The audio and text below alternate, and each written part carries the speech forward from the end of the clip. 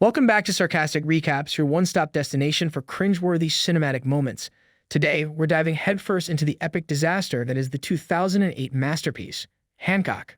Meet John Hancock, the ultimate expert in living a chill life, or as some might say, a professional slacker. But guess what? A kid yanks him awake just to point out a TV police chase. And here's the kicker: despite looking like he just rolled out of bed, he's got superpowers. But these powers aren't just for show.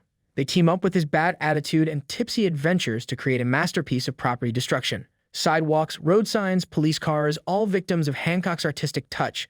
But the real masterpiece, a liquor bottle turned explosive device. Naturally, he loses it and decides the street deserves a makeover. Carrying his newfound art piece, he grazes buildings and even plants atop a tower. The public's reaction? A mix of awe and mockery, with the LAPD awarding him the title of Chief Nuisance. After trying his luck at countless clubs, a persistent woman finally crosses paths with Hancock. She's all about exploring his man cave, but his response is as cool as a cucumber. Off they go to his trailer, where things heat up, including some adventurous couple yoga. However, when the moment reaches its peak, he decides a sudden toss is the way to go, which pretty much explains his lack of offspring. Surprised yet resilient, she takes refuge in his bathroom before making a swift getaway, leaving Hancock to ponder his less than charming tactics. Meet Ray and Bray, the mastermind behind polishing the images of companies aiming for the charitable spotlight. Armed with the All Heart logo, he's on a mission to make corporations look warm and fuzzy. After a less than successful meeting, Ray finds himself trapped on a railroad track, staring down an oncoming freight train. Hancock to the rescue. He saves Ray from the train's clutches, and miraculously, Ray emerges unscathed. But, as luck would have it, the train's path goes haywire, causing massive damages yet again. Critics raise their eyebrows, questioning why Hancock didn't just fly away with his car. Ray steps in, however, giving a shout-out to Hancock for saving his skin. Hancock gets the home tour, meets Ray's kin, and bam! Mary, Ray's wife, triggers some serious deja vu for Hancock. They gather round for spaghetti and meatballs, but Mary's icy stare could cool a volcano. Post-dinner, Ray pitches a PR revamp to Hancock, who's skeptical, yet Ray sneakily slips in his business card. In their bedroom, Mary's throwing shade at Hancock. Ray's perplexed by her intense dislike, considering all Hancock wants is a little attention, something Ray's more than willing to provide through his PR magic. Up on the roof, Hancock eavesdrops and senses a connection with Ray. The next day, he takes a leap of faith, visiting Ray's place with his usual road-wrecking entrance. A kid taunts Hancock with the A-hole nickname. Hancock confronts him, demanding the kid's name. With a comedic flair, the kid repeats his funny label. "Call me a-hole one more time." Predictably, the kid says it again and is promptly launched into flight. The other boys gain newfound respect. Ray appears, pleased with Hancock's choice to trust him. He catches the flying kid and sets him free to meet his dad. The lesson of the day: superhero manners and a firm no street destruction rule. Next, Ray unveils some not-so-great headlines, like the time Hancock put out an apartment fire and then jumped the line to snag ice cream, or the unforgettable tale of Walter the beach whale. Enter Hancock, and Walter takes an unexpected flight. He paints Hancock as a person of questionable etiquette. But Ray's no stranger to Hancock's loneliness, realizing that behind the bravado, all Hancock craves is acceptance. Mary returns and flicks on the news. Surprised, there's a shiny warrant for Hancock's arrest. Oddly enough, Mary appears strangely content about this turn of events. After digesting the latest drama, Ray cooks up a brilliant idea. Hancock should surrender himself, showing LA just how much they depend on him. And if push comes to shove, well, escaping from jail by air isn't exactly rocket science for Hancock. Hancock takes the stage, facing a barrage of reporter criticism. But armed with Ray's script, he pledges to attend anger management therapy and mend his ways. On the other side of the screen, Mary watches, her guilt evident. It's a guilt trip via live broadcast. At the correctional facility, Hancock joins a line of fellow inmates for processing. Fingerprints are taken, and a photo captures the moment. On his way to his cell, he encounters some tough guys nursing a grudge. While most are here due to Hancock's antics, he's not keen on confrontation. Still, when he issues a stern warning to a guy with an anatomical suggestion, laughter erupts. True to his words, Hancock follows through, putting an end to any doubts about his authority. Ray's face doesn't exactly light up after hearing the tale. He drops a bombshell. The DA suggests Hancock should serve either 8 years or 4.5 with good behavior. Hancock's eyebrows shoot up in disbelief and he's ready to bail. But Ray puts a pause on that plan, labeling him a coward. Ray urges him to drop the indifference act, stick around, and bide his time. He's convinced that the city will need Hancock, and surprisingly, Hancock concurs. Ray becomes Hancock's daily mentor, schooling him in flight control, handshakes, and compliments. However, Hancock's routine leans toward basketball and anger management classes, missing chances to voice his thoughts. On the flip side, crime spikes after Hancock's incarceration, making headlines. The next day, Mary and her son Henry visit. Meatballs in tow, Hancock's thrilled. Mary trusts Ray and asks Hancock not to let him down. As a parting gift, Henry leaves Hancock his cherished toy. Ray later arrives with a costume and for upcoming calls. Hancock's unsure, but Ray convinces Hancock it's not just an outfit, but a symbol. In a game of basketball, Hancock's shot goes astray, and the ball escapes the prison walls. Acting swiftly, he leaps after it, prompting guards to spot the breach. Ironically, Hancock could easily escape, but he chooses to return to his cell. During an anger management session, Hancock finally opens up. His vulnerability earns him praise from fellow attendees, fostering a sense of acceptance he hadn't felt before. Hancock summoned by the police chief to halt a brutal bank robbery. He readies himself by grooming and suiting up.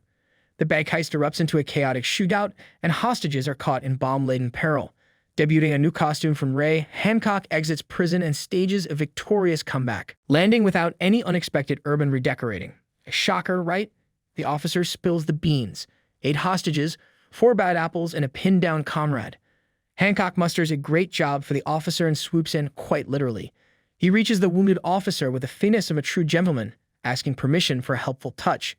Using a car as his personal shield, he escorts her out of danger, showing that he's all about efficiency and wrapping things up. Hancock systematically takes down the robbers. The final robber takes a drastic stand, threatening to turn everyone into human fireworks unless Hancock opens the safe and agrees to his demands.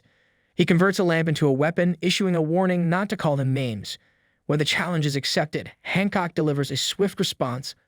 He hands them over to the cops, receiving a shower of gratitude for his efficient work.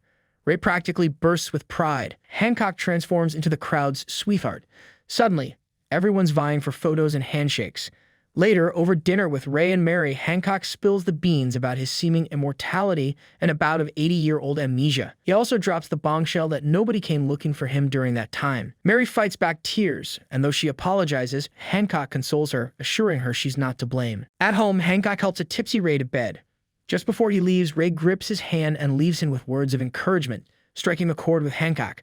Downstairs, Hancock encounters Mary washing dishes.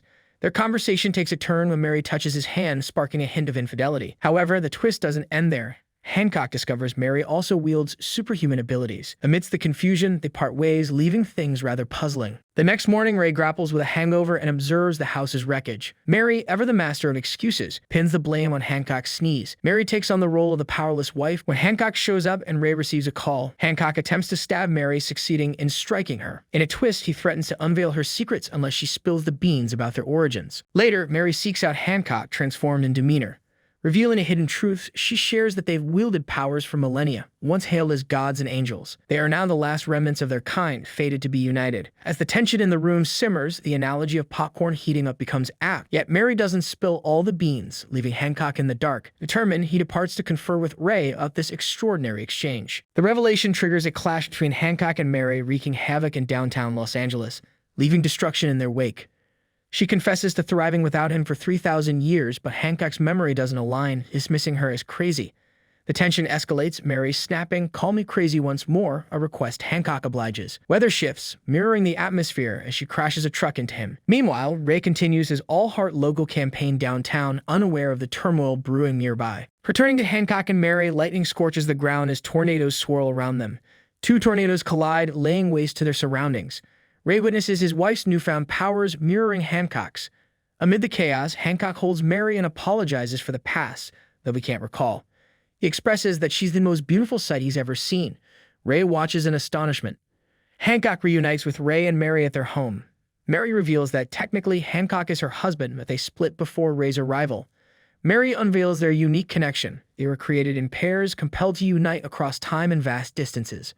Skipping to Hancock's trip to the liquor store, breaking news reveals the bank robber has decided to embrace the life of a pirate escaping prison with accomplices. While purchasing bottles worth $91.10, Hancock unknowingly triggers a secret distress signal as he covers that sneaky zero. Hancock steps in during the robbery, but is shot and injured. Bleeding, he's rushed to the hospital. When Mary visits, when 2 immortals cozy up, their powers apparently take a vacation. Meanwhile, Ray finds himself in an elevator with his son and the swashbuckling pirate. Mary dishes out some history lessons, sharing how she and Hancock have weathered countless assaults as a duo across the ages. She delves into the gory details of Hancock's injuries, including a skull-cracking event in a Miami alley 8 years ago, leading to his convenient amnesia. In a bold move, Mary left him to convalesce and regain his memory. Talk about commitment. Mary's history lesson is cut short by chaos as the hospital is stormed by the bank-robbing pirate and his crew, Hancock's unwanted fan club. Mary valiantly tries to shield Hancock but ends up being shot. Ever the resourceful hero, Hancock uses his bed to subdue 2 assailants. With Mary resting, Hancock takes on the intruders. Despite his efforts, Hancock takes some hits. He and Mary are left teetering on the edge of mortality. The hook-wielding pirate makes a last-ditch effort, firing multiple shots at Hancock. But in comes Ray, pulling off a superhero move, turning pirate into a double hook of justice. With Mary's life hanging by a thread, Hancock summons his last strength to flee the hospital. As he races farther away, a glimmer of hope emerges on the horizon. His supersonic sprint paves the way for her recovery as she miraculously wakes up just as he races to safety. 1 month down the line, Mary gives Ray a rundown on the quirks of various historical figures. Meanwhile, Hancock dials up Ray. He's taken up residence in the Big Apple, donning the superhero cape for his new gig. As a token of gratitude, he paints Ray's all-heart logo on the moon as a worldwide shootout. You're about to revolutionize the world, Ray. Thanks for enduring this roller coaster of a recap. If you enjoyed the chaos, why not subscribe and hit that notification bell? You wouldn't want to miss out on more mind-bending recaps, would you?